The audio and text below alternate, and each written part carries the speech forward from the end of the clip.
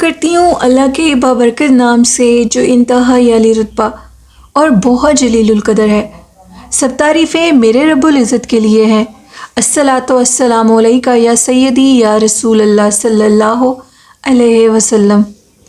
اسی نیک دعاؤں کے ساتھ آج کی سٹوریز کو شروع کرتے ہیں، خوفناک کہانیوں کو۔ یہ خوفناک کہانی چترال سے شیئر کی ہے اور ان کا نام قربان خان ہے۔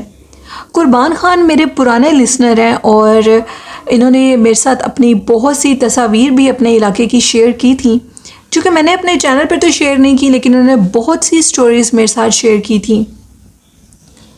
کچھ دن پہلے ان کا مجھے میسیج ریسیو ہوا اور انہوں نے مجھے کہا کہ آپ میری سٹوریز کو ضرور شیئر کریں، چترال کے علاقے کے خوفناک سٹوریز کو آپ ضرور شیئر کریں۔ تو میں نے کہا کہ ضرور میں آپ کی سٹوریز کو شیئر کروں گی، کیونکہ میں کسی کی بھی سٹوری ان کی پرمیشن کے علاوہ شیئر نہیں کرتی۔ تو اب ان کی پرمیشن تھی تو میں نے سوچا میں آپ کے ساتھ خوفناک واقعات شیئر کروں۔ قربان کہتے ہیں کہ ہم لوگوں کے جو علاقہ ہے وہ چترال سے بھی آگے ایک گاؤں ہے، پہاڑیوں کے بیچوں بیچ وہ گاؤں ہے، جہاں پر آج سے نہیں پرانے زمانے سے جنات رہتے ہیں۔ انہوں نے بہت سی سٹوریز کو شیئر کیا، ان میں سے ایک آج 2 خوفناک کہانیاں شیئر کروں گی قربان کی۔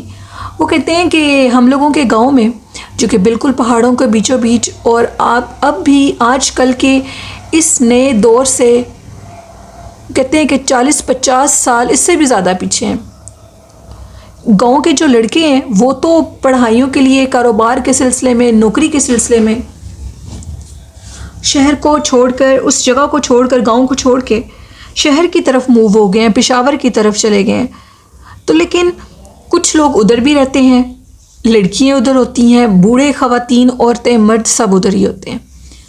ہمارے ہاں آج سے کئی سال پہلے ایک بات یہ مشہور تھی کہ رات کے ٹائم گاؤں میں ایک کالی چڑیل نامی عورت گاؤں میں پرسرار طریقے سے آتی ہے اور گاؤں کے بہت سے جانوروں کو، بھیڑ بکریوں کو اس نے اپنا نشانہ بنایا ہے۔ لوگوں نے اس کو، کسی نے کتے کے روپ میں اور کسی نے بھیڑیے کے روپ میں اس کو دیکھا ہے۔ وہ کتے اور بھیڑیے کا مکسچر ہے اور انتہائی وحشت ناک ہے، اور جب اس کو دیکھا جاتا ہے تو اس کے منہ سے خون ٹپک رہا ہوتا ہے اور وہ دیکھ کر انسانوں کو وہاں سے بھاگ جاتی ہے، اور وہ کالی چڑیل کے نام سے مشہور ہے۔ اس کے کئی روپ ہیں۔ ایک روپ اس کا یہ ہے کہ جب اس کو دیکھا گیا تو وہ ایک انسانی روپ میں تھی، لیکن اس کے جو دانت تھے وہ جانوروں کی طرح تھے اور خون ٹپک رہا تھا، اور وہ ایک بکری کو کھا رہی تھی۔ لوگوں کی بھینسیں، گائے، ایون جہاں تک کہ وہاں پر جو لوگوں نے گھوڑے وغیرہ رکھے تھے ان کی بھی وہ جان لینے لگی تھی۔ اب لوگ اس چیز سے اس قدر تنگ آ چکے تھے، نہ تو اس علاقے کو چھوڑ سکتے تھے اور نہ ہی اپنے مویشیوں کو یوں مرتا دیکھ سکتے تھے۔ انہوں نے پھر یہ اس کا حل سوچا کہ ہمیں کسی صاحب علم شخصیت کے پاس جانا ہوگا اور اس بلا کو دور کرنا ہوگا۔ جب صاحب علم شخصیت کو اس علاقے میں لایا گیا، انہوں نے سب کچھ دیکھا تو آدھی رات کا ٹائم تھا۔ انہوں نے کیا دیکھا کہ ایک انسانی روپ میں انسان نما جانور جس کا چہرہ بہت وحشت ناک ہے اور اس کے 2 سینگ بھی ہیں اور اس کے ہاتھ میں گوشت ہے، اور جب نیچے دیکھا گیا تو اس کے آگے ایک گائے کا بچہ تھا اور اس بچے کا پیٹ اس نے کھولا ہوا تھا، چوک کیا ہوا تھا اور اس میں سے جو کچھ تھا وہ نکال کر کھا رہا تھا۔ جب اس انسان نما بھیڑیے جانور نے، جس کو سب کالی چڑیل، کچھ لوگ جن اور کچھ لوگ بھیڑیے نما جانور کہتے تھے، اس نے جب انسانوں کو دیکھا اور اس کے اوپر روشنی پڑی تو وہ وہاں سے بھاگ گیا، اس طرح کودتے ہوئے جیسے کوئی جانور ہوتا ہے۔ اب سمجھ میں وہ جو اللہ والے تھے وہ سب کچھ سمجھ چکے تھے اور انہوں نے بتایا کہ یہ ایک چڑیل کی قسم ہے، انتہائی سخت چڑیل ہے یہ، اور یہ کالی کے نام سے مشہور ہوتی ہے، اس کو کوئی قید نہیں کر سکتا۔ یہ پہاڑی علاقوں میں تو رہتی ہے لیکن تب آتی ہے ان علاقوں کی طرف جب اس کا کوئی چلا کرتا ہے اور اس کا چلا مکمل نہیں ہوتا اس کو قید کرنے کا، تو پھر یہ آزاد ہو جاتی ہے اور اس طرح نقصان مویشیوں کو، جانوروں کو، ایون انسانوں پر بھی حملہ کرنے لگتی ہے۔ تو اس کو قید کرنے کے لیے بہت مشقت کا کام ہے۔ اس کے لیے ہم اس کو قید تو نہیں کر سکتے، لیکن یہ کر سکتے ہیں کہ ہم لوگ اپنے گھروں کے اندر حفاظتی کچھ وہ کہتے ہیں کہ نقش ہوں گے، وہ جو آپ کو دیے جائیں گے تو وہ آپ اپنے گھروں میں لگائیں۔ اپنے مویشی جہاں باندھے جاتے ہیں ادھر دیواروں کے اوپر نصب کر دیں تاکہ یہ مخلوق اندر نہ آ سکے۔ انہوں نے کہا کہ پھر اس مخلوق نے انسانوں کو بھی کاٹنا شروع کر دیا، ایون کہ لوگ ایک راستہ تھا پہاڑی وہاں سے گزر رہے ہوتے تھے تو اوپر سے ایک عورت نما، ایک عورت اور مرد کا مکسچر مخلوق تھی، ایسی خوفناک مخلوق تھی کہ وہ ایسے حملہ کرتی تھی، جھپٹتی تھی انسان کے اوپر، ان کے بازوں کے اوپر اس نے بائٹ کیے اور لوگوں کو نقصان دیے۔ رات کے ٹائم وہ راستہ اتنا ہانٹیڈ ہو جاتا تھا کہ وہاں سے کوئی گزر نہیں سکتا تھا، اور دوسری بڑی بات یہ اس کی سانس لینے کی آواز بہت خوفناک تھی، ایسے لگتا تھا کوئی بہت بڑا جانور ہے، جیسے کوئی شیر ہوتا ہے، اس کے سانس لینے کی آواز خوفناک ہوتی ہے اور بہت اونچی ہوتی ہے۔ وہ اس راستے سے ادھر آواز ہوتی تھی۔ اللہ والوں کو کہا گیا کہ اس علاقے کو آپ کلیئر کر دیں اور یہ ہمیں تنگ نہ کرے، اس کو پہاڑیوں کی طرف ہی کہیں قید کر دیں، اس کو آپ کو چلا کرنے کی ضرورت نہیں ہے۔ ان اللہ والوں نے پھر گاؤں کے کچھ معزز لوگوں سے مل کر پہاڑیوں کی طرف وہ اوپر گئے اور اوپر بیٹھ کر انہوں نے باقاعدہ پڑھائی کی، اور پڑھائی کرنے کے بعد ادھر ہم لوگوں کی پہاڑیوں کے اوپر ایک چھوٹا سا کہتے ہیں کہ کمرہ نما جگہ بنی ہوئی ہے، اور کہا جاتا ہے پرانے دوروں میں ادھر لوگوں نے جو اللہ والے ہوتے تھے وہ چلا وغیرہ کرتے تھے، انہوں نے اس مخلوق کو باقاعدہ طور پر ادھر قید کر دیا، بند کر دیا، اور سختی سے انہوں نے کہا تھا کہ اس تالے کو کبھی کھلنے نہیں دینا۔ وہ کہتے ہیں کہ اس تالے کے قریب سے بھی جب گزرا جائے تو وہاں پر بہت خوفناک آوازیں آتی ہیں، آوازیں انتہائی شدت کی ہوتی ہیں، اور ایسے لگتا ہے کہ جیسے انسانی دل کو کچھ ہو جائے گا سن کے۔ پہاڑوں کی طرف تو صرف وہی لوگ زیادہ جاتے ہیں جو کہ ایک راستہ بنا ہے جو اپنے مویشیوں کو چرانے کے لیے لے کر جاتے ہیں، اوپر درخت وغیرہ بنے ہوئے ہیں، لیکن پھر انہوں نے اس راستے سے گزرنا چھوڑ دیا، اور وہ مخلوق آج بھی ادھر قید ہے۔ قربان خان کہتے ہیں کہ یہ بالکل حقیقت پر مبنی کہانی ہے۔ چترال کا موسم ہمیشہ ہی سردی کا رہتا ہے، لیکن جب سردی کا اوریجنل اللہ کی طرف سے موسم آتا ہے تو پھر ادھر سردی کی انتہا ہوتی ہے۔ ہمارے گاؤں میں اس قدر سنو فالنگ ہوتی ہے کہ سردیوں میں لوگ وہاں سے باہر بھی نہیں نکل سکتے، وہ اپنا کھانے کا سامان سارا اکٹھا کر لیتے ہیں اپنے گھروں میں۔ ہم لوگوں کے یہاں عید کا سماں ہوتا ہے جب وہاں دھوپ نکلتی ہے، اور پہاڑوں کے اوپر برف اتنی زیادہ ہوتی ہے کہ دھوپ ہم تک پہنچتے پہنچتے اس کے ختم ہونے کا سورج کا ٹائم آ جاتا ہے۔ ہمارے ان علاقوں کے اندر انتہائی اسیب اور جنات کا بسیرا ہے۔ کالی نامی چڑیل جو کہ ایک حصار میں تو قید ہو چکی ہے، لیکن اس چڑیل کے علاوہ بھی ادھر بہت سی ایسی مخلوقات ہیں جو کہ انسان کو تنگ کرتی ہیں اور ڈراتی ہیں۔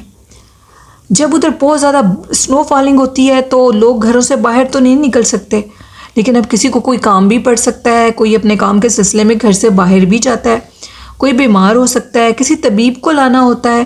پرانے دوروں کی طرح آج بھی ادھر طبیب لوگوں کے گھروں میں آ کر ان کا علاج کرتے ہیں۔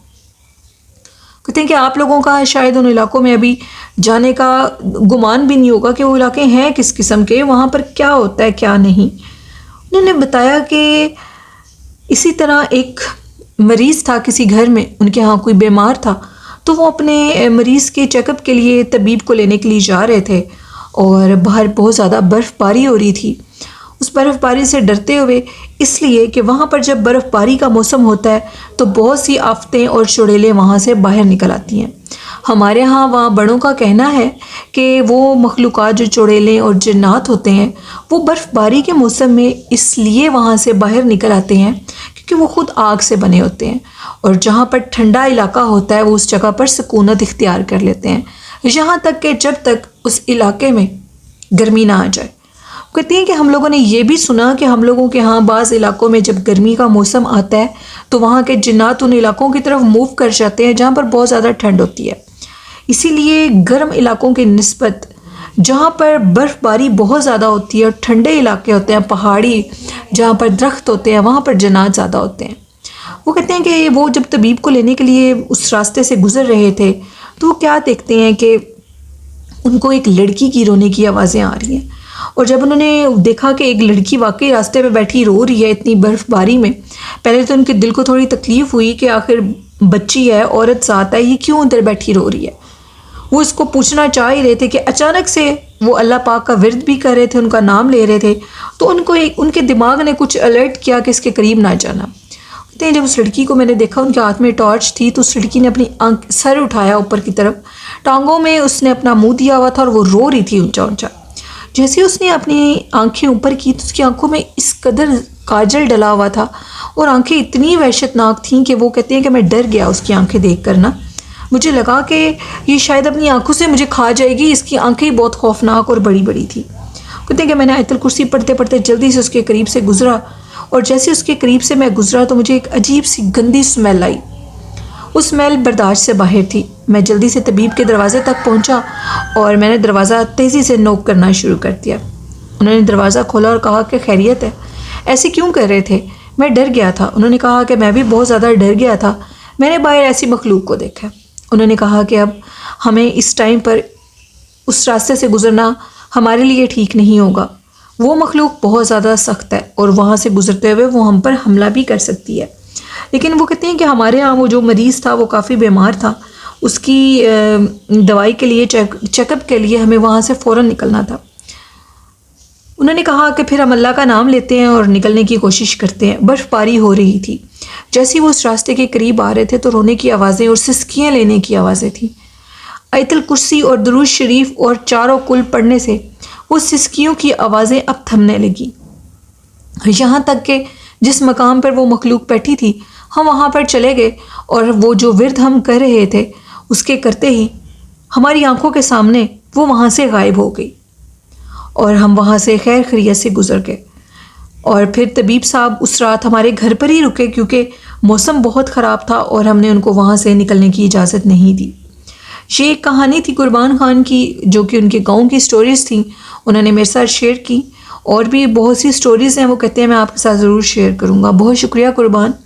یہ تھیں آج کی خوفناک کہانیاں. لسنرز، آپ لوگوں کو کیسی لگیں اپنا فیڈ بیک ضرور دیا کریں، اور حضور نبی کریم صلی اللہ علیہ وآلہ وسلم پر درود و سلام زندگی کا حصہ بنائیں. قرآن پاک اور نماز پڑھیں، والدین سے محبت کریں، عزت کریں، ان کی طہارت کی حالت میں رہیں. کوئی بھی وقت اللہ سے ملاقات کا ہو سکتا ہے. اور میرے اس چینل اسکیری اردو ٹیلز کو سبسکرائب کریں، چینل کو سپورٹ کریں. مجھے نیلم ویر کو اجازت دیجیے. دعاؤں میں یاد رکھیے گا اور اپنا اور اپنے والدین کا بہت سا خیال رکھیے گا. اللہ حافظ.